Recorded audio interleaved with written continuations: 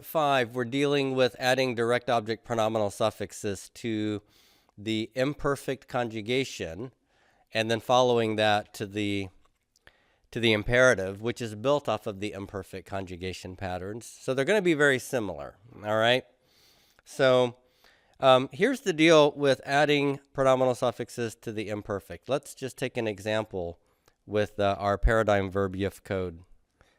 Okay, so I have yif code here. He will appoint. Okay, there's my cal imperfect. And I want to add a direct object pronoun suffix to that. Let's add the 1CS pronoun. Okay, I want to say he will appoint me. What happens here? Well, I'll add the pronominal suffix ni here, and I'm going to need a helping vowel. Notice that the dalet of yif code is the final consonant. There's no vowel after it. Ni starts with a consonant, and I need to somehow connect these. And what Hebrew will do is Hebrew will add typically a sere connecting vowel here. So it'll be yif code ani, yif kodani. The accent is going to shift to the final consonant of the verbal root, and that is going to leave this open and pretonic. Now, what's going to happen here? With verbs, what I typically will see is that syllables that become open and pretonic are going to reduce to what? A vocal shava. Okay? And that's what I'm going to get here. Yif code ani becomes yif kodani. Just like in other cal imperfect forms. Tif code becomes tif kodi. Yif code becomes yif kodu when I add those extra syllables at the end. So this is different, by the way. So this is going to follow the verbal reduction pattern under normal circumstances, which is to reduce open pretonic syllables to vocal shava. Okay? Open pretonic reduces to vocal shava. What did we learn when we were adding pronominal suffixes to the perfect conjugation? That begins to follow the noun reduction rules, where open pretonic syllables actually get long instead of reducing. So we do have opposite sorts of patterns going on here. Okay? Doesn't mean you won't be able to identify the form. I just want you to understand that the vowels will change in different ways here. Now, let's talk about the fact that in the second paragraph of 25.4, we're introduced to this concept of the energic noon. Okay? And the energic noon is an extra noon that is inserted between the imperfect verb and the personal ending. So yif code is he will appoint. The ni is 1CS, he will appoint me. And I can get an extra noon in here. It was thought that this extra noon somehow strengthened the force of the verb, but many people don't really seem to think that anymore. We're not really sure why this extra noon is here. But what's going to happen is this. If I'm adding the extra noon, I'm going to get something like this. Yif kodain ni. And since this noon is closing the syllable here, this is going to be written once with a dagesh forte. Okay? So the form will end up becoming something like this. Okay? So it's yif kodeni. Yif kodeni. Now just compare that to yif kodani over here. You see the difference? Over here I have a sere and no doubling dot in the noon. Here I have a segol and a doubling dot in the noon. That doubling dot represents this extra noon, okay? So that's still not going to be hard for you to identify if you just remember that sometimes you're going to get doubling here. Now, when we add pronominal suffixes to the imperfect, we're basically going to do one of two things, okay? If the imperfect verb uses or ends with a vowel, then what you're going to do is just add the pronominal suffix to it, okay? Let's take another example here. Yifkadu is the imperfect 3MP, okay? Notice that it ends with a shurik. Now, that's a vowel. So what if I want to say something like, he will appoint me, and use that ni ending? What am I going to do? Well, I already have a vowel here. I don't need a helping vowel. I can just add ni directly to the shurik, and I've got my form, yifkaduni, okay? Yifkaduni. The accent will be on that dalet, yifkaduni. Now, whatever the case, there's no need to add a helping vowel, okay? So if the imperfect verb uses, and really what I mean by this is ends with a vowel, then I just add the pronominal suffix directly to it. If, on the other hand, if it ends with a consonant, then I need to use a helping vowel. And the helping vowel will be an I-class vowel. The ones I'm looking for are sere and segol, okay? Now, this is going to be very helpful for us in just a moment, okay? Why? Because we are going to contrast this with the cow perfect. The cow perfect, when it ends with a consonant, uses typically A-class vowels for its helping vowels. So there are going to be some times when it's hard for me to distinguish between a perfect verb with personal endings, with direct object pronouns, and an imperfect verb or an imperative with direct object pronominal suffixes. And I'm going to be able to tell the difference based on the helping vowel. If the helping vowel is A-class, then I'm looking at a perfect verb. If the helping vowel is an I-class vowel, then I'm looking at an imperative or an imperfect. Okay? We'll see why this matters in just a few minutes. ROS 24.6 is just talking about the vowel changes that we get when we add direct object pronoun suffixes to the imperfect conjugation. And as I mentioned before, normally what you're going to do is follow the regular verb reduction pattern. Now, he does mention a couple of variations on that, so I just want to walk through these real quickly, okay? Take a look at the form in number 1 here. I have a form like yif code, the cal imperfect 3ms, he will appoint, and let's say I add the 2ms direct object pronoun suffix to that, yif code ha. It is possible for me to have a consonantal pronominal suffix added like this, where I retain the basic vowel pointing of the imperfect, and that means that I would take a silent shiva here. The accent would go to the end, yif code ha, and that's going to leave me in a situation where this syllable is closed and unaccented. So what do you think has to happen to that long holum U-class vowel if my accent is over here and this remains closed? It's going to have to reduce to what kind of a vowel? It's got to be what? Long or short? It's got to be short. So the holum, which is a long U-class vowel, has to go to a short U-class vowel.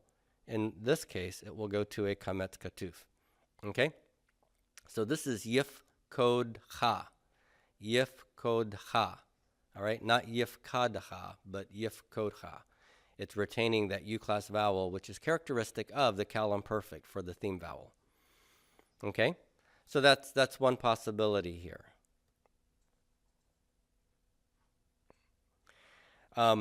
Number 2, if the theme vowel is the holum, or the sere, then I follow regular vowel reduction rules for verbs. All right, so with that pattern, we reduce open pretonic syllables to vocal schwa. We've already seen that, so we don't need to go over that again. Yifkod becomes yifkodeni, for he will appoint me. The other situation that can happen is this. If my theme vowel is not holum or sere, but something else, like a pathak, then I'm going to follow the verb reduction pattern. Okay, so I said verb here. It should be follow the noun reduction pattern. What's that going to involve?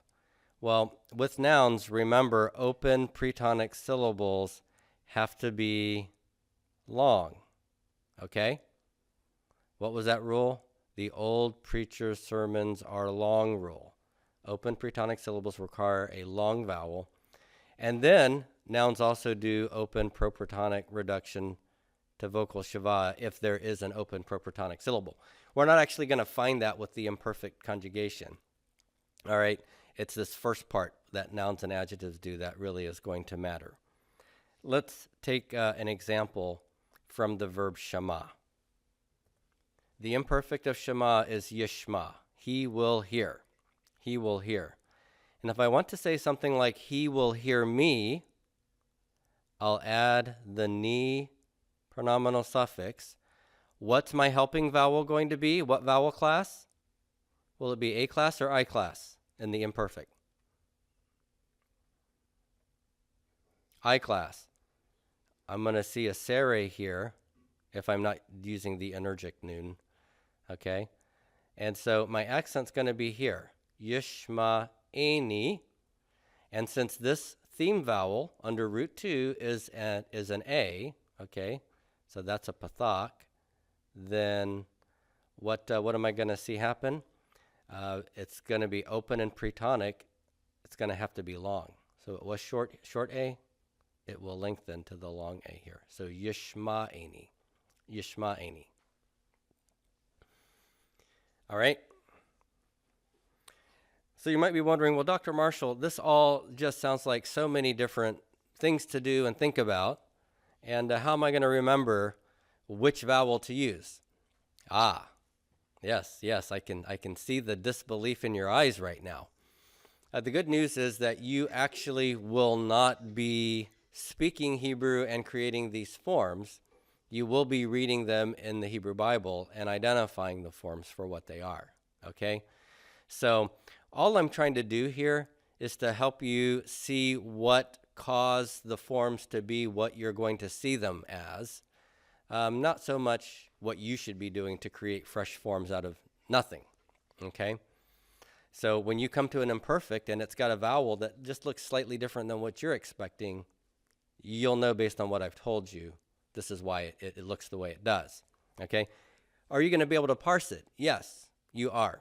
You're going to be able to parse these imperfects quite readily, okay? And I'm going to show you that by working through a couple of examples with you right now, okay? All right, I have 2 examples here. And you know how we thought in terms of our slots when we were looking at the cow perfect. We're going to do slots as well, except this time we're going to have 4 slots instead of 3, okay? Why are we going to have 4 slots? Well, because in the imperfect, we have not just verbal roots, but we have prefixes before the verbal roots and suffixes that can come after, okay? So we're going to have something like this, okay? I'm going to have the verb root. I'm going to have the prefix. I'm going to have the inflectional suffix. And then I'm going to have the pronominal suffix, okay? So the verb root, of course, is going to give me the meaning of the verb. The suffix and the prefix together will give me the subject and the pronominal suffix will give me the direct object, okay? So you got to be paying attention to these. If it's an imperfect verb, it has to have a prefix, doesn't it? The imperfect uses my nutty prefixes. Then some of those prefixes are accompanied by suffixes. Some are not. So you're going to have to be looking to see, do I have anything or not? And that's going to help me know the person, gender, number of the subject. And then I need to check and see, is there a direct object pronoun attached? So let's take a look at some examples here. We've got two. I have tif kadum. Tif kadum. You see three identifiable root letters here? There's pakad, right? So again, I'm going to make my lines to create the slots. These are not syllable divisions. So I've got three root letters. First slot has a tav prefix. After my shurik, I have a mem. Okay? So I have 1, 2, 3, 4 slots. The second slot now is my verbal root, gives me the idea of appointing. And then slot number 1 and slot number 3 are going to identify for me my subject. Prefix tav, the shurik, which personal inflection is that for the imperfect? 2MP. Okay? 2MP. That means that whatever this means, it means you or y'all will appoint. Okay? Because that's what the imperfect conjugation means. And now I've got this last slot, which is filled by a direct object pronoun. What's the mem? It's 3MP. Okay? So that's 3MP. So who's the direct object here? Them. Y'all will appoint them. Okay? That wasn't rocket science, was it? If you know your Cal imperfect, you know your prefixes and suffixes for the personal endings. We're adding a pronoun to it. Okay? Yes? How do we know it's not 3FS? Okay. Well, because the 3FS would be a prefix tav, but with no ending here, right? Oh, duh. I was looking at the wrong side. Yeah. Yeah, right. So you're right. The prefix tav could be any of the second person forms or the third feminine singular or third feminine plural. But that suffix here commits you to the 2MS. I'm sorry, to the 2MP form. Okay? Now let's look at the second example here. I have nifkadehu. And by the way, there should be an accent mark here. Nifkadehu. What do I have here? Well, I do have three verb roots that are rather easily identifiable. Pakad. And I have a noon in front. And then I just have who at the end. Okay? So the question is, what am I looking at here? Is there an imperfect form that has a prefix noon for the front end and a who at the back end for your inflectional markings of the imperfect? And the answer is no. I have prefix noons, but I don't have a who as part of the imperfect system, right? So what this means is I really have a slot that's filled by no ending that goes along with the noon. So a prefix noon with no ending, that is 1CP, as you've mentioned, okay? So cal, imperfect, 1CP, plus now, this must be the direct object over here. What does who mean? Or which person, number, gender is that? 3MS, that's right. So how will I translate this? Using first common plural as the subject, we, imperfect, will appoint. Who will we appoint? Him. Okay? Now, the reason I have this helping vowel sere here is because my form nif code did not have a vowel at the end of it, so I needed to use a helping vowel to get me to the pronominal suffix at the end here. And it is an I-class helping vowel, which is characteristic of the imperfect or the prefix conjugation. All right. So in 24.7, Ross deals with pronominal suffixes attached to the imperative verb. Now, what do you know about the imperative? The imperative verbs have no what? They have no prefix consonants. Remember, we chop off the head of the imperfect in order to create the imperative. So the imperative is built off of the imperfect, but we chop off the head. And so you can't see the imperfect prefix, but the endings for the personal endings, those are the same as the imperfect. Now, why is it important to know that when you add direct object pronouns to perfect verbs, they get an A-class helping vowel, and when you add them to the imperfect, they get an I-class vowel? Well, because the imperative, when it has a direct object pronoun, is going to use which one, the A-class vowel or the I-class vowel? It's going to use the I-class vowel because it uses the same things that the imperfect does, okay? So it uses I-class helping vowels when we need them, okay? We use I-class helping vowels. This is going to help us know the difference between the perfect and the imperative because neither of them will have the nutty imperfect prefixes. Okay, let's just remind ourselves of the form of the imperative first of all. We take the verb pakad. I had two ways to form the imperative. So the perfect is he appointed pakad. The imperative is pakod, appoint.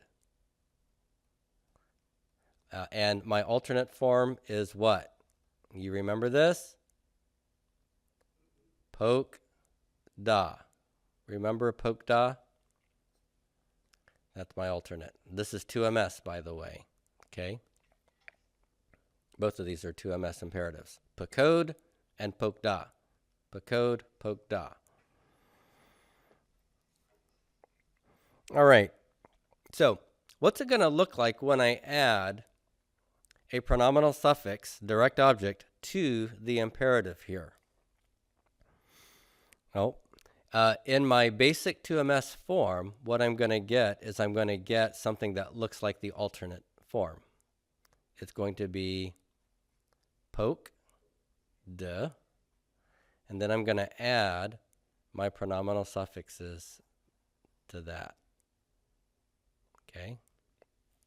So let's say appoint me. Okay? I'm an eager beaver, and I want the Lord to appoint me. What will that look like? Pakod will become poke, and then I'm going to add my helping vowel because my first common singular pronominal suffix is ni, and I'll see an I-class vowel. Poke, dany. Poke, dany. You see that? Poke, dany, appoint me. Okay, let's contrast this with some other form that you've seen before. How about this one?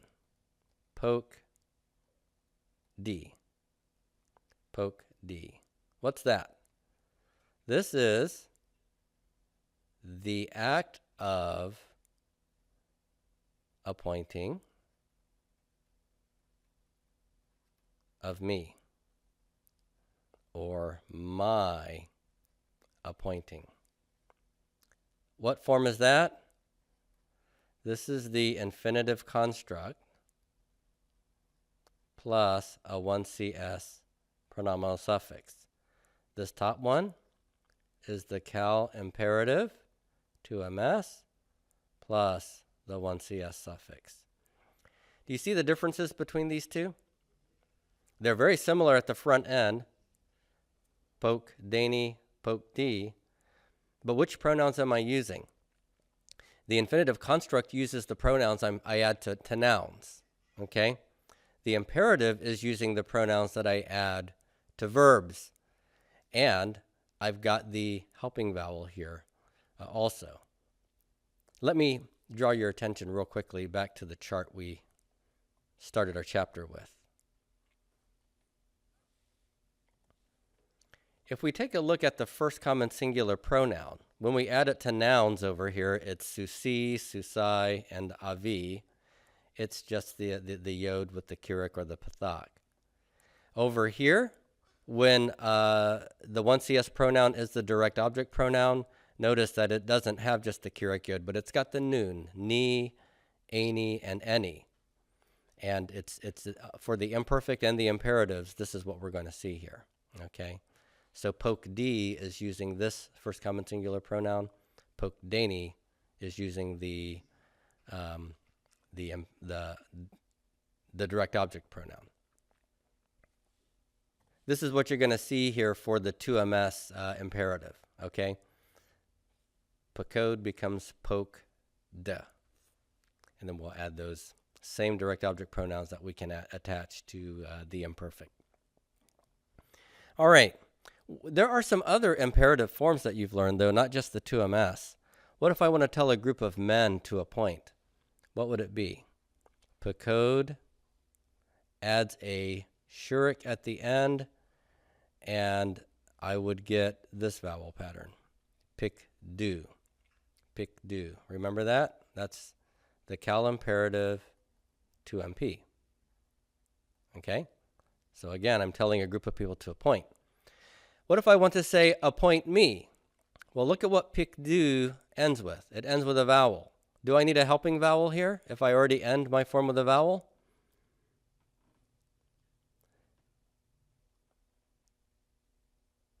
What do you think? Do I need a helping vowel if my form already has a vowel at the end of it? No. The answer is no. I can just add ni directly to the u, so I have pick duni. Pick duni. Okay? Now, so this is the cal imperative 2MP plus a 1CS suffix. How would I translate this? It's appoint me. Okay? But I'm not telling one person to do it. I'm telling a group of men to appoint me. Maybe the prophets are having a session and I want to go prophesy. Hey, dudes, appoint me. I'll tell them. Okay? So poke Dani, one of you appoint me. Pick Dooney, hey, you guys appoint me. Okay? Again, my helping vowel is only necessary if I don't already have a vowel at the end of the verb form to which I'm attaching my direct object pronominal suffix. Okay. The last sort of example that Ross provides for us is on page 178. So look there. Okay, I have three forms here. This is the perfect 3MS. Bahan, how would I translate that? He tested. Yivkan is my imperfect 3MS. That is, he will test. Okay? How do I create the imperative 2MS? I take the imperfect and I chop off what? I chop off the head, chop off the prefix, and I'm left with bahan. Notice that these have A-class vowels. Why? Because I normally have a holum in the cal imperfect, but chet is a guttural, and gutturals prefer what vowel class? They prefer A-class vowels, okay? So the imperative is 2MS here, bahan. And so that would be test, as in test these students. Now, what Ross lets us know is that some verbs, like bahan here, retain the normal vocalization of the masculine singular imperative when adding pronominal suffixes. That is to say, if I want to add a pronominal suffix, you might think, well, just go to this form, pokta. And so maybe I should have bokna over here. But as a matter of fact, this verb retains the vowel pattern here. And so if I want to say something like examine me or test me, I'm going to add ni to the end of this. My final noon will now have to be written as a non-final noon. Okay. So bahan. And then I could get the sere here for my helping vowel. And my accent will be here, b'chaneni, b'chaneni. And because that's open and pretonic, I'm going to see a long vowel here. Okay, so b'chaneni. This is not just test, but test me. Okay, this is the imperative, 2ms, plus a 1cs pronoun suffix. Okay, so b'chaneni. Test me. Now, how do I know that this is not the perfect? Because there's no prefix here. Okay, have no prefix, and it's following the kind of vowel pattern that I've seen the perfect conjugation follow when I add a pronominal suffix. There's one thing that's going to tell you the difference. Okay, how do I know it's not perfect? My helping vowel. It's I class. If it's I class, then it's the imperative, not the perfect. If I had had an A class vowel here, b'chanani, then it would have been the perfect. He tested me. Okay, so you got to pay attention to the helping vowel here in cases where you think it could be the perfect or the imperative. All right, we'll stop there with with the chapter.